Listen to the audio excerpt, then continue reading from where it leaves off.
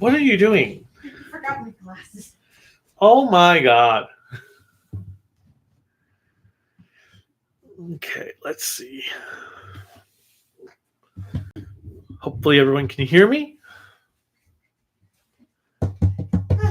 Okay.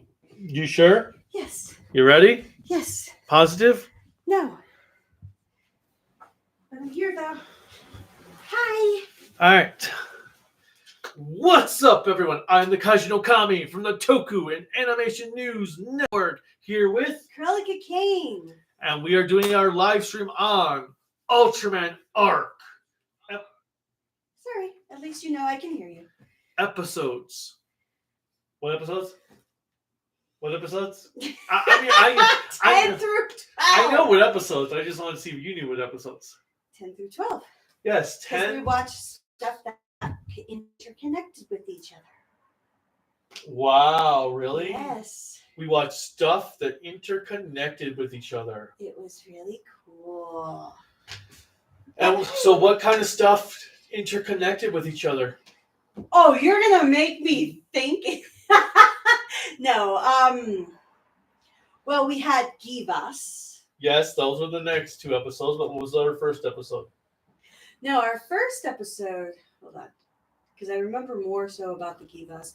Well, this was actually, I kind of feel like all of it connected with each other, but the first episode was about a young man who is kind of like super introverted, stays in his house. He's a person in a long distance relationship. Yeah, a very long distance relationship. Okay, just wanting to make sure you remember. Oh my god, you're so mean! But yeah, so our first episode has this guy who's talking to some lady over a radio, and you don't know really what it is. I thought it was actually going to turn out that he was talking to the monster. I kind of figured he wasn't talking to the monster per se, but Well, I'm trying to remember what did was it? Was it another Ultraman episode that was the same plot, but it was the monster the person was communicating with? I thought so. But this one, I didn't kind of feel it. Only because, well, especially when you see what the monster looks like. I'm like, you can't be Well, it was Noisler, who's from Ultraman 80. Well, all I know is when the monster came on screen, you're like, ugh, I hate that monster. No, I don't hate that monster. I was just like, oh, another reused monster. Well, you just get used to it now. I've become immune to thinking that we're going to get original monsters. Well, we've got to some. Givas was original. Well, yes, but I think what was really interesting about this particular episode is that, one, you get to see somebody still using the traditional radio setup that we've been essentially using since the 50s. Probably even before that, but I really remember it from more so the 50s. And having the radio code number, things like that. So I thought that was pretty cool because it was an old enough setup where he even had to press the button to speak. Unlike having it automatically transcommunicate between each other. My plan is blowing up. I need some serious help here. Can you help me? Over. Oh, thank God that's over. Well, I actually thought this was, once again, a really good telling by the Japanese in relation to mental health. Because, not to say that all introverts have mental health issues, because that's not true. Extroverts can have the same fear of people. It's actually quite common. But talking about the discomfort of not being able to connect with other people, that's a mental health issue, not an introvert issue. Because even when Yuma goes to the house to speak with the person, I think his name was Kaoru, I'm double checking on the name, but when he goes to speak with his former classmates. Well, he's going around looking for the noise, for the signal, and finds his former classmate.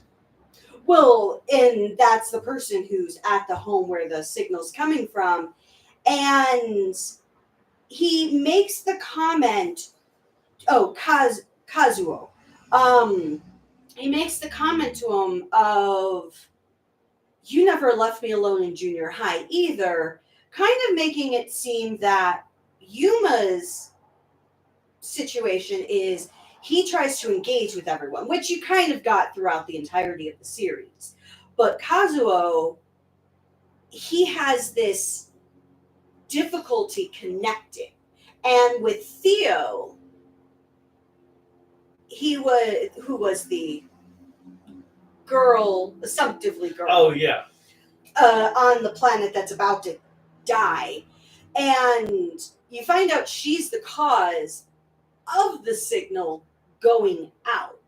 And she's been doing it for so long, mainly not to get rescued, like your joke from The Simpsons, but more so just to have that last and final connection with something prior to her passing away.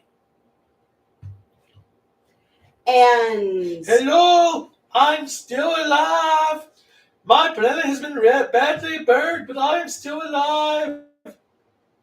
but I do have to admit, though, it was weird that when they were talking in the beginning of the episode about a kaiju from space, and everybody is like, wait, there's kaijus in space?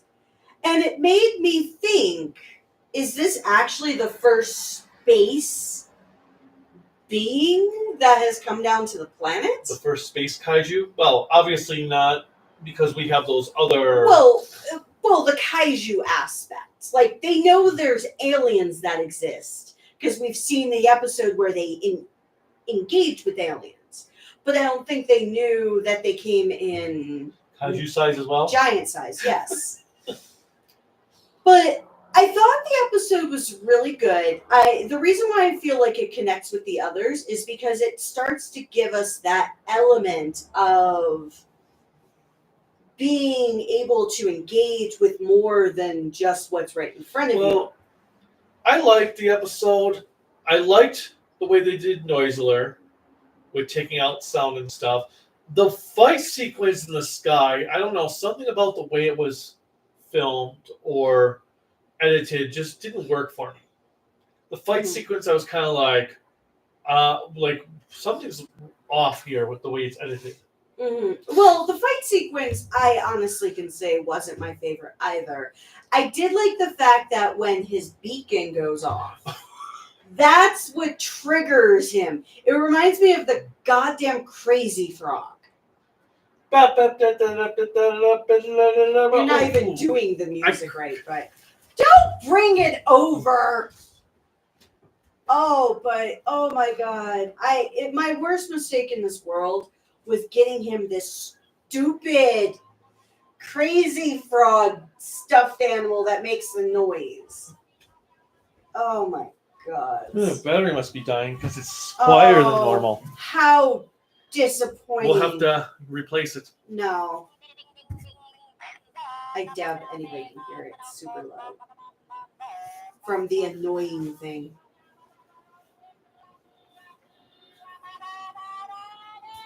Yeah, we're being silent for a stuffed animal. But anyway.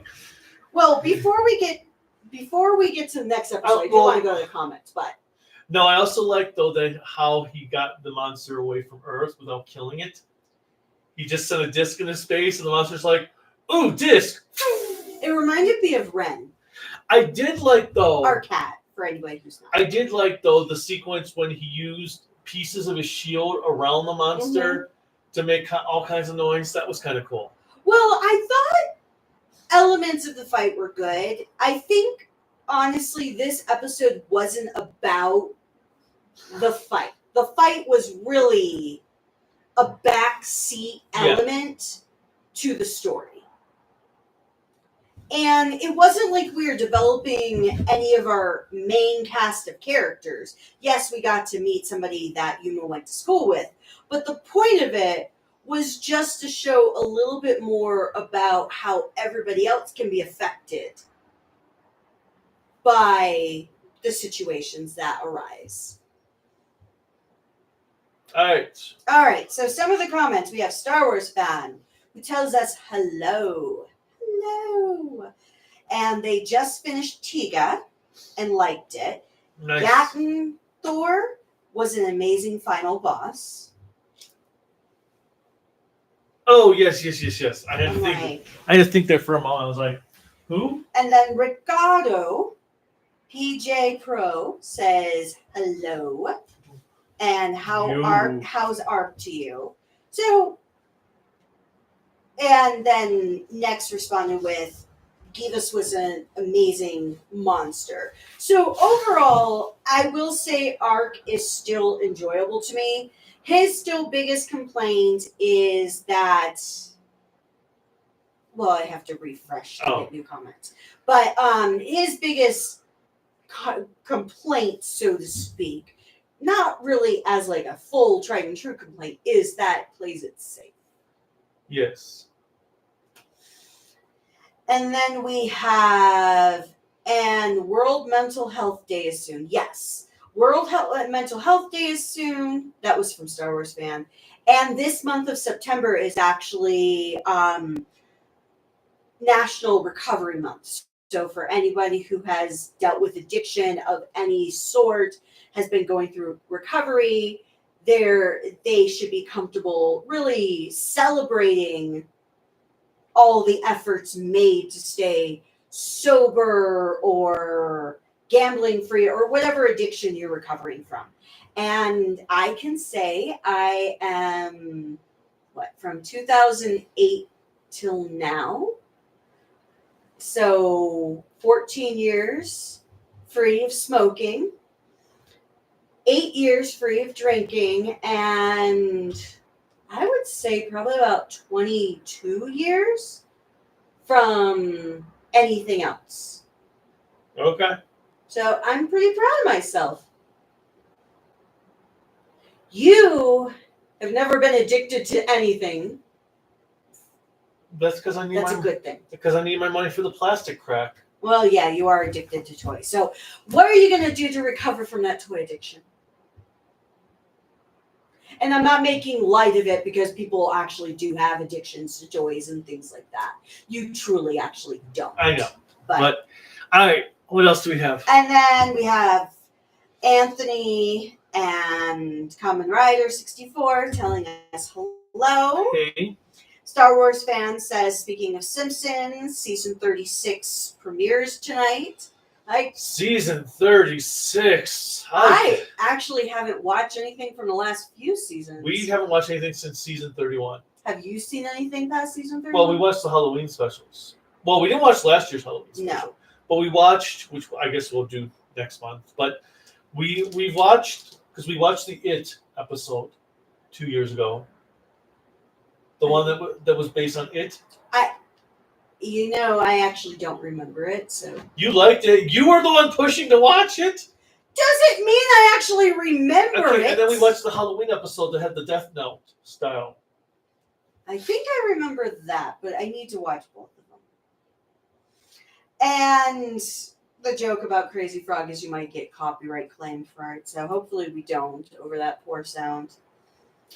Anthony feels that he likes Arc more than Blazer so far. And I can appreciate where people can like this series more because, yes, as you said, it feels safe. Unacceptable! But at the same time, I really do enjoy elements. And so I guess the question right now is, who's worse in your opinion? Harvey Weinstein or Kevin Spacey?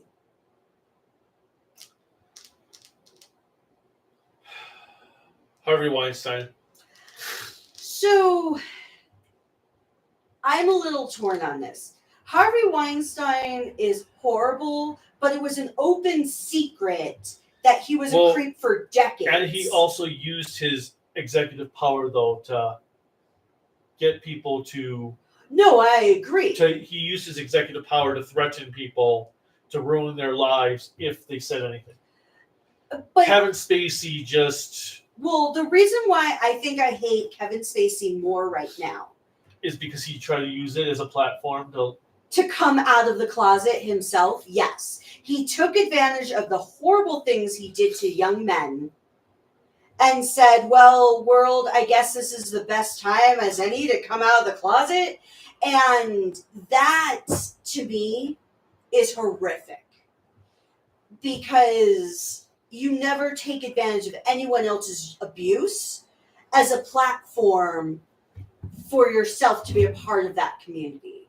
Whereas Harvey Weinstein is horrible and evil, but the fact that nobody was brave enough in the decades that he was doing this to step up makes me sick to my stomach as well. Of all those other people who had power who said nothing to protect any of the victims, I'm actually I'm disgusted with Weinstein, but I'm more disgusted with all of those people who had power who did nothing. That's because a lot of them are doing it, and I know. It's just, what about those people who aren't doing it, who should have had the proverbial balls to stand up? So I won't get too far in the soapbox because I have many thoughts about people who take advantage of others. But that's my biggest thing right now. And Ricardo says, to kind of get back to the topic at hand, they're really enjoying Arc and hope it becomes one of the best Ultra shows. Now, before we get to the next 2 episodes, I will say that it already is kind of a step further just because of the next 2 episodes, having an element where it can have a 2-parter to give a little bit more development overall. And then next question is from worst to best. What are your rankings of the Reiwa Ultra shows so far? Worst is definitely Trigger. Well, no thought there. Okay, so you hate Trigger more than Decker? Oh, yeah. Oh. Trigger was horrible. Trigger is one of the worst Ultra series ever. Oh, no, I agree. Then would come Decker after Trigger. Would be, I guess what we're on show number 5. Because we have Trigger, Decker, Blazer, Arc. What was the other? Zet and Taiga. So we have 5 shows, including Arc. Yes, Arc because is still airing. Arc is still airing. And so number 5, Trigger. Number 4, Decker. Number 3 would be Taiga. Mm-hmm. Fair. It was good, but wasn't great. Very middle of the road. Zet would be 2nd. Still had some issues, but that Ultra Q episode really elevated it. Well, I actually really like the storytelling in Zet as well. And then Blazer. Blazer's number 1. Absolutely. It's still not perfect, but it is number 1. I need to wipe my thing real quick. He's wiping his nose. I need to blow my nose. Yeah, just so anybody. So at least Arc is still one of the best from the Reiwa period. So far, if I had to cut it off at these 12 episodes, yes, it is definitely teetering towards the top end of those 6. But I want to be fair to it and not make the mistake I made with 01, even though I still love 01 except for the movies, to not rank it so high without having completed it first. Right now, I would say Arc is tied with Taiga, where I would place it. Well, actually, that makes sense with how many times you confuse plot points between the 2 goddamn shows. Well, between Hiroyuki and Yuma, how I kept mixing up the character name with you. Yes. Because really, Yuma does remind me a lot of Hiroyuki. So when we were watching it, now that we're not watching Taiga, I've kind of removed a lot of the Taiga stuff out of my mind since I finished my review. So then when we were watching Arc, I'm like, oh yeah, okay, this is Arc. Now, and then Ricardo mentions that they dropped Trigger after the 3rd episode, which, if not for the fact that, one, we're trying to review things for the channel, and 2, we were watching Trigger with Silver Quill. And we are having fun nicknaming all the characters, no matter how bad it was. The thing is, I thought Trigger, the first few episodes of Trigger started out strong, and then it just kept progressively getting worse as it went along. Just smile. Oh, I can't wait for the Smile 2 movie to come out. But oh my god, when I review Trigger, because No Creek will most likely have it put on Blu-ray next year, I so have to use clips from Smile whenever they say smile. Oh my god. Okay. I have an idea. You never thought about this before? Yeah, well, I haven't watched Trigger since it aired, so I haven't really thought about it.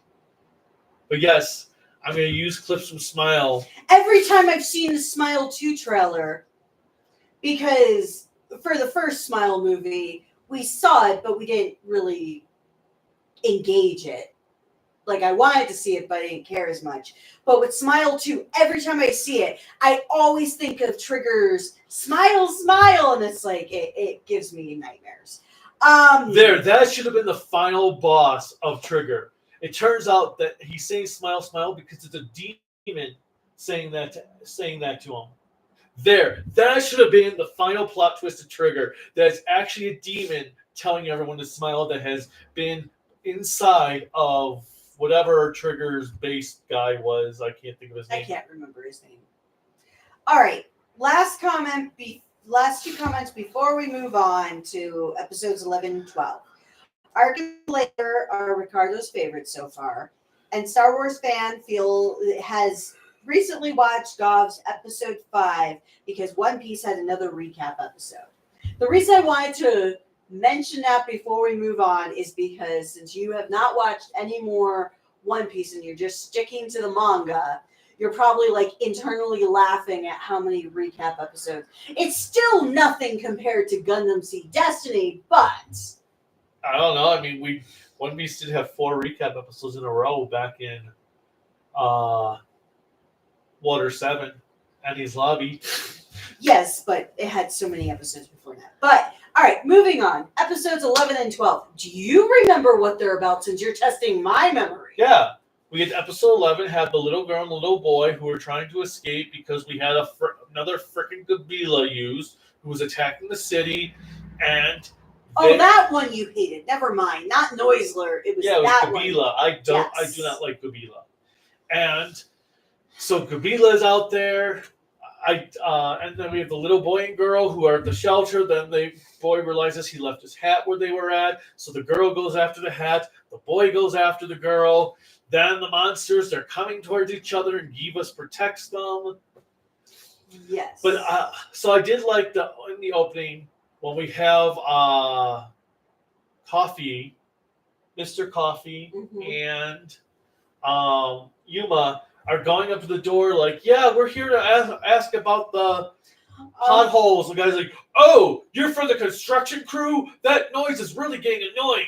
Well, because you hear the noise. You hear like the jackhammer noise. And I just thought that dude was so totally American. Because I've been watching this one YouTube channel in Japan about foreigners who experience it, and one foreigner had mentioned Japanese people don't say what they think out loud. They're very polite about it. They'll just judge you in their heads. And I was like, wow, if people just judged me in their heads, I would be terrified. I'd rather be judged vocally because then I can yell back. But that dude, when he just like lets it out, I'm like, wow, he's American. Because that would be me. I am that person that legitimately, if you ask me how something's going and the world is going to hell, I will seriously let you know how I feel. That's why I hate when people ask me how I'm doing, because I have to hold it in. Otherwise, I am going to word vomit, and I will use a lot of expletives to enhance my dialogue. But yeah, that I thought was kind of funny though. The whole you're part of the crew. It's noisy. oh yeah, he didn't say it was noisy. But anyways, no, I think my favorite scene in episode 11 though was you have Arc fighting Gabila. I was just going to call him Drilly, but you have them fighting, and then you see this like storm cloud circling the drain, so to speak, and you have this monster coming down from space, and everybody, especially on the skip crew, is like, if they could swear in a show, they would, because all I thought was, what the what? Like, really? And it's not like, or you could have Deadpool in your head, like, they're going to do a superhero landing, they're going to do a superhero landing. But, and then when Givas does come down, he's not nice to anyone. So he's fighting Drilly, he's fighting Arc, and then when Arc gets cut and taken out, he is like he falls to the ground right by where the kids are, and he's trying to run to go save the kids, because you have Drilly coming one way, you have Givas just standing there, and then he starts walking in his badass mode. I really did. And then I like the perspective. Yes. Where you see where it looks like he's going to step on the kids, and then his foot moves over before it lands. Yeah, it moves over to the left. And so I actually thought that was done really well, where how they had to do those two shots, because obviously they can't be in one shot together. I thought that was really well done. And all Givas says is Givas. Givas. It reminded me of Zeton. All I wanted to know is, what do you want me to give you? Give us. Yeah. Give us. But give us what? Apparently, there's noise that goes between, which all I thought of though was waiting for him to start talking in the. Well, I mean, his give us, it did sound as monotonous as Vin Diesel. So now I want to. Yeah, you said that during the episode. I want to take the Iron Giant and just put over it. Give us, or any movie with Vin Diesel in it now. Just have give us. It's all about give us. Oh my god. You can never lose when you have give us. Well, to be fair, when they did the translations, at first they translated everything else in the Japanese except for give us. So it sounded so like that there. I have come for your give us. All your give us are belong to me. But anyways, when we get to the end, near the end of the fight, Drilly just runs away, and Givas decides to go in power save mode. Givas. And I did like all the mechanics and the lighting, but in thinking about the American Ultraman series, where they talk about how people nearly got electrocuted, burned, and all these horrible things because of all the electronics in their face, their helmet. Every time I see a character now that has lights that light up in their face, I'm like, I hope everything is okay for that poor person behind the mask. And then, so I'll let you go with some more on it, on the episodes. Like, anything else that you want to talk about 11 or move on to Well, 12? we have Shu. Is that the coffee guy's name, Shu? I think so. Let me look up.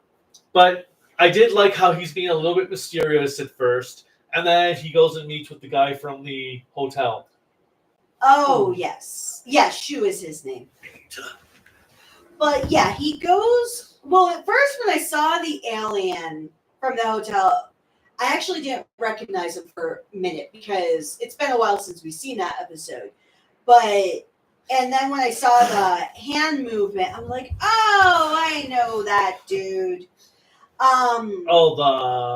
Whatever. Yeah, I think it's like Aloha. That's all I'm thinking of from Like a Dragon. I'm just trying to make sure I'm not doing any kind of gang symbol or anything that's going to get us demonetized. Word, bro. Well, don't you? I don't know. I don't know how to do the West Side symbol because I'm an East Coaster. Wasn't it like West? No. No, it's with one finger, I thought. Or one hand, not one finger. You're not trying to do Spock's thing, but... What's Spock's thing? Where these two fingers... Like that? Yes. That's a Spock thing? Yes. From Star Trek. I thought it was a dinosaur. Rah, rah, rah, rah, rah. But anyways, and then, so Yuma gets mad at Shu because he thinks that he's a corporate man and doesn't care about the little people, so to speak. So we have that mini... Well, and that's after they translated Givas as enemy. Yes. Because they're thinking now, oh, he's actually an enemy. And all I'm thinking when they do that is like, are you sure you got the translation right? Because that don't make no sense. But then we have really weird scene with Yuma in a bathhouse. Like, I did not need to see him practically naked. But then you didn't see his. But then it got even weirder glory. when the alien dude walked in and just joined him and was like wiping his back and stuff. I'm like, what the hell? Okay, so we do not, obviously in America, we do not have public baths like For that. good reason. The Japanese, which is really weird to me because they're very modest in their dress, but they're okay bathing with perfect strangers, and if you know each other, being comfortable washing each other's backs. I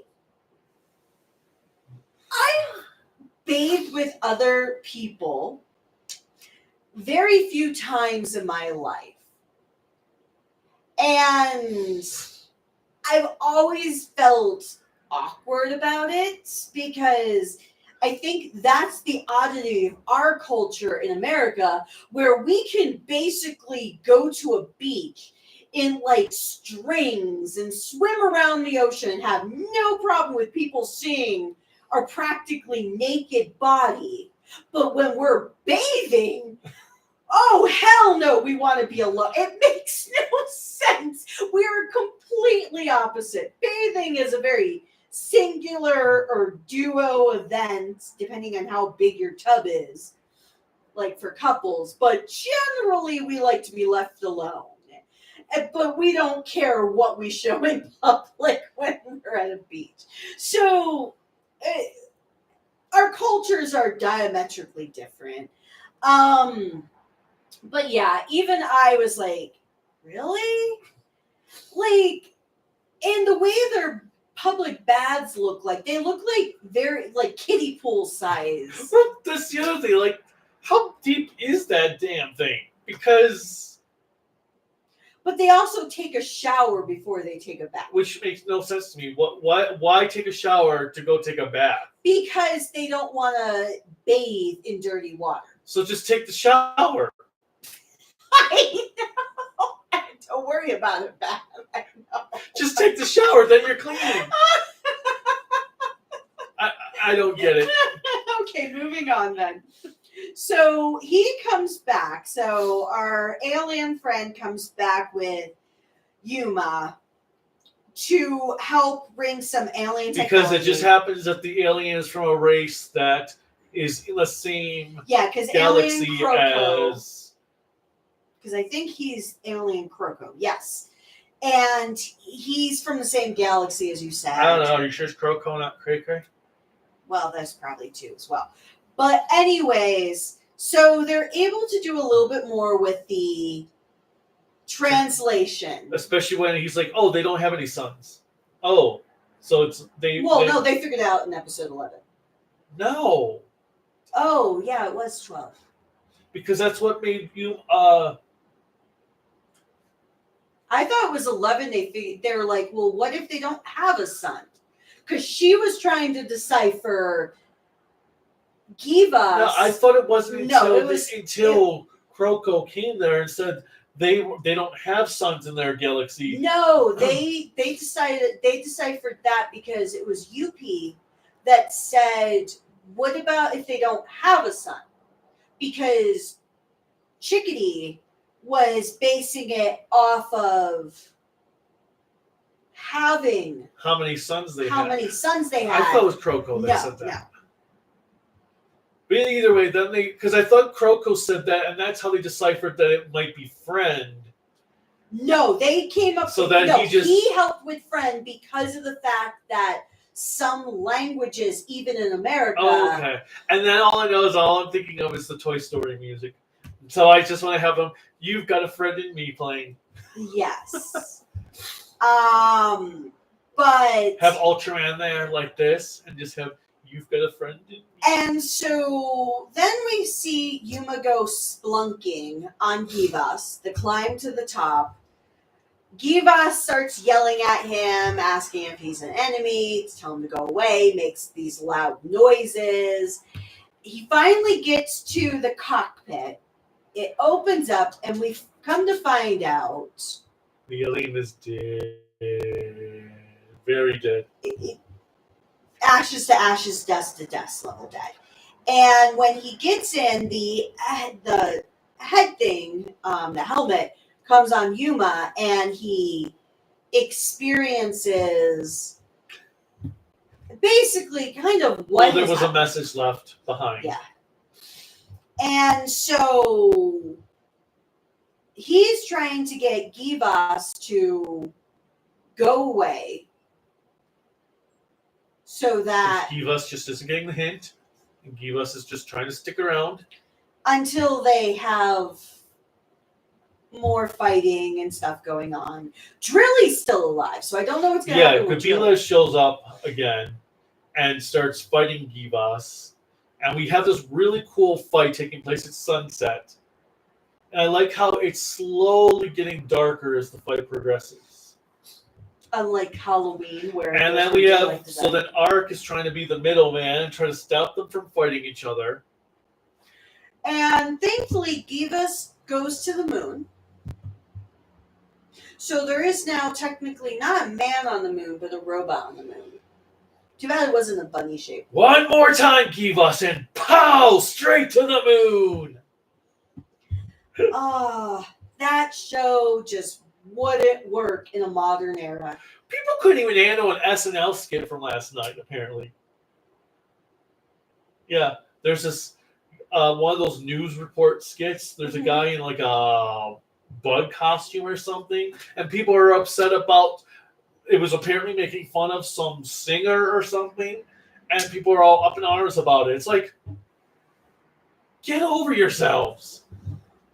Well, anyways, I'll have to check that out because I have no idea. But I think the reason why I like these two episodes is it helps kind of showcase a little bit more about the team dynamic, how there's still a lot of tension having a GDF person on the team because you don't know where his loyalties lie. I did like how he lured them away, so Yuma could actually get in there to go climb up on Givas. I also do have to say I feel bad for Abba Red. I know that's not his name. Because he had to take all the complaints, singularly, from all of the public to let them voice their issues. And even though it's not their fault. Even though he looked like he was done with life. Like, I am too old for this shit. But I think we'll see Givas again. Really? You think that's not... Really? Do you have to be sarcastic? You do it to me all the time. All I'm saying is I'm assuming since he's on the moon, we're going to see him return for at least the final battle. Yes. No, all kidding aside, and please don't take offense at my sarcasm, even though you pick on me all the time. But anyways, I do agree. Marcus, I do agree that Givas should be coming back. Oh, come on! All right, you're so mean to me. Anyways, anything else that you want to talk about the episode on? Trying to think if there was anything else that stood out to me that was like, oh, that's cool.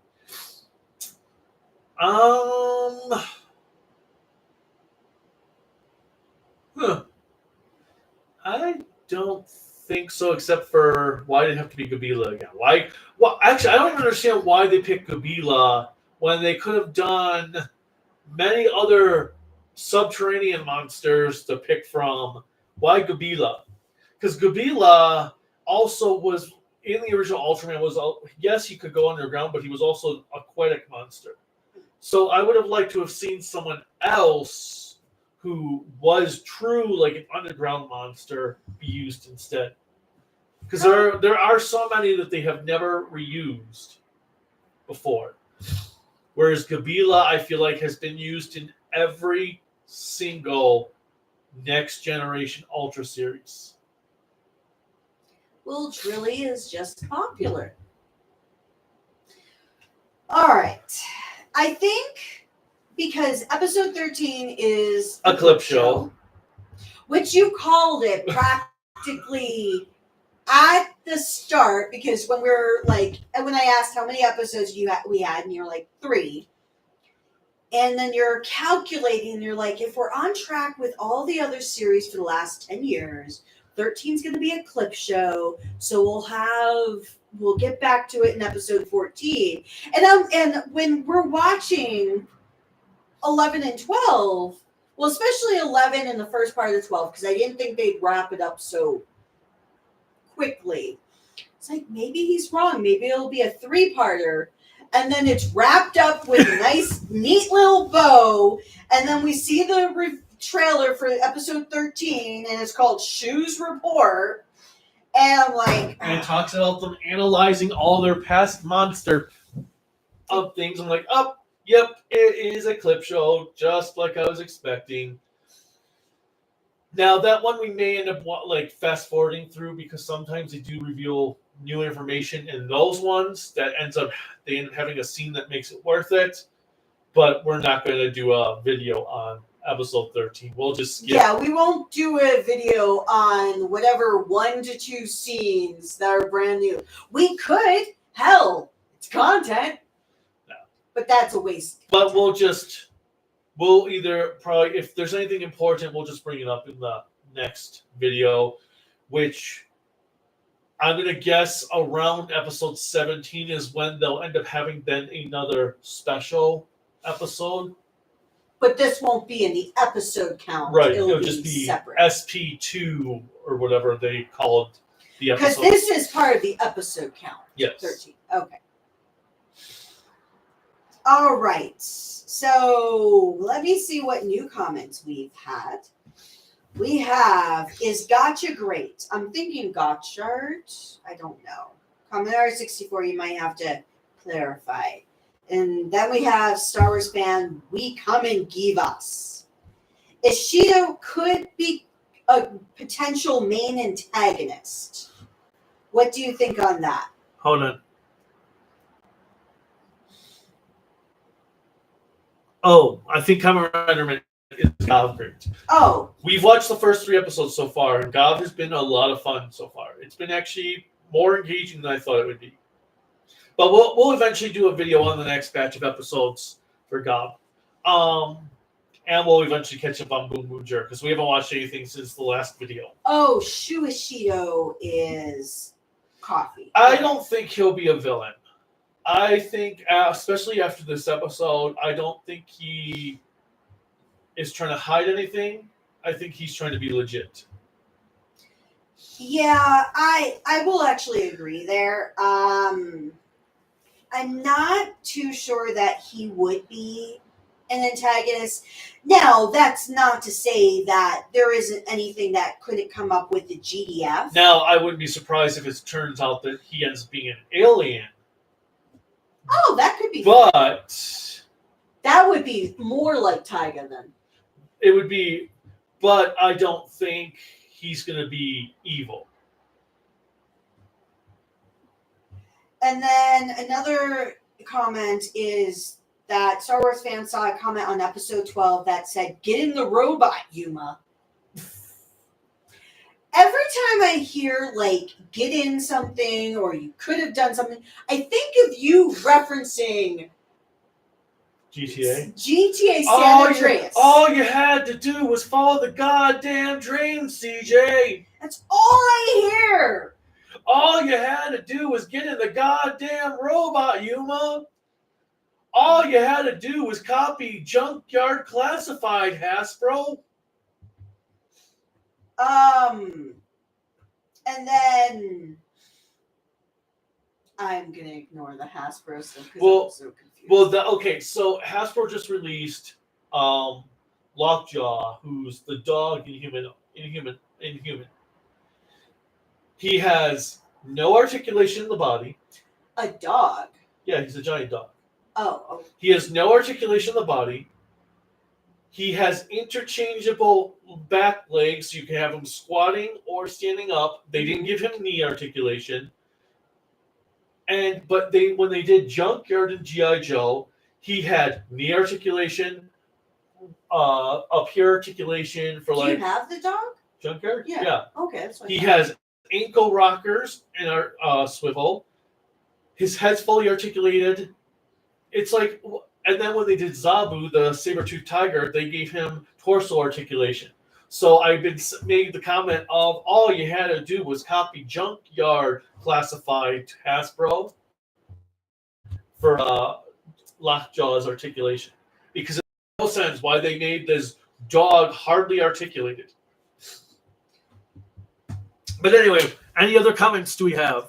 Well, yeah, Commodore 64 confirmed about the name, and I think you addressed it right. And then, because we haven't watched Godzilla, we've just been watching God. Right, we haven't watched Godzilla. And then Anthony feels that we'll enjoy the next set of episodes for Boom Boom. I hear a lot of things happened. So I'm looking We forward need to catch up on that. Maybe we'll do that since we're going to have a clip show this week for Arc. Well, we need to finish Garo, the one who shines in darkness, first. We can do Boom Boom as well. Because, yes, I'm currently watching Garo, the one who shines in darkness, for a Halloween month review. And I'm currently watching whatever he's watching because I have no life of my own. Except for your crime shows and your Law and Order show and all the new crime shows that will be coming up. And all the romance shows. I haven't been watching romance shows. That one anime you were watching. Oh, anime. Okay. Whatever. But I'm like, live action, I don't watch romance shows because they're just boring. Honey or Dango. Okay, Japanese and Korean shows, if they're based off a manga I like, then yes, I'll watch them if they're There's still live action romance shows. Oh my god, fine. I don't like American romance series. Did you use this when you made your Crunchyroll order? I figured I'd save it because I have to make another order. It's good until January. Oh, okay. Oh yes, let me show you. Right before we leave. Okay. I finally got something. No, not everything. I finally got something for my Kickstarter for Dirty Pair. So if you like Dirty Pair, definitely keep an eye out for because they'll probably be releasing DVDs and stuff. Okay. That's it. Oh, okay, cool. All right, so I think that's all we've got for, now I'm saying Gotcha Arc this week for the next few weeks. As always, click like, subscribe, the bell notification, whatever else YouTube has clicking to support us. You can support us on Patreon and Bluesky at tokuaannetwork, Facebook, Instagram, Discord at Kaiju no Kami, the website creativitybydesign.llc.com. You can buy Kaiju no Kami merchandise at the same website with /shop. Link in the description below. And yes, right now Gojuger is the rumored for next year's Sentai series, which has multiple themes for each ranger. And we'll see if that actually ends up becoming true. You'll have to do a news report soon on rumors. There just hasn't been enough news to do a news report on lately. But anyway, as always, until next time, bye. Bye.